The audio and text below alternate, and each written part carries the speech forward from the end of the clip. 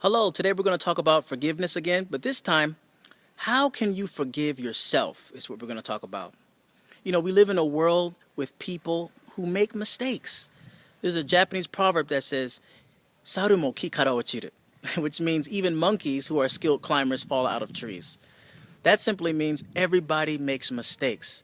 That's why there's an eraser on the pencil, because we make mistakes. But there's nothing worse than holding yourself guilty for something you've done in the past.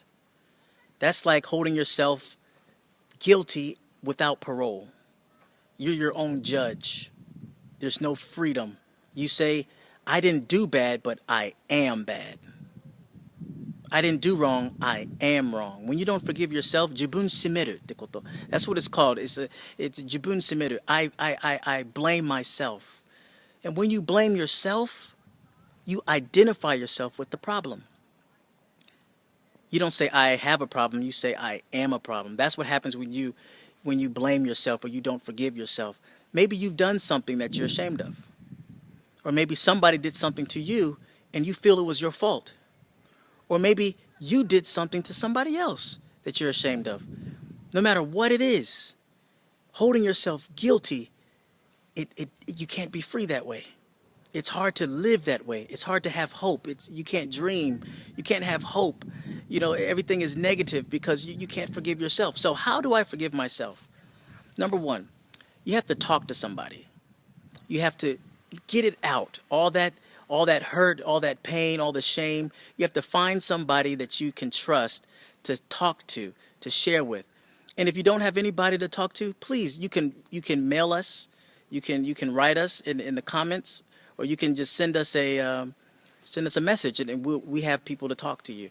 I will talk to you, because you need somebody that can hear what's going on in your heart. Because once you release it, you're getting it out of your heart. And number two, see what God is saying. God says, before the foundation of the world, I loved you. God says, I loved you, and I called you to be perfect before me in love. So God is your number one ally. God's the number one person who loves you and who cares for you. He said, as far as the east is from the west, that is how far I have removed your sins from me. God says God says that if you confess your sin, he is faithful and just to forgive you and cleanse you from all unrighteousness. God is love. Remember, God is love. And if God forgives you, you got to forgive you. Right? So, forgiveness. Number one, find somebody to talk to. Number two, listen to what God is saying. And God says, I forgive you. So now you forgive you.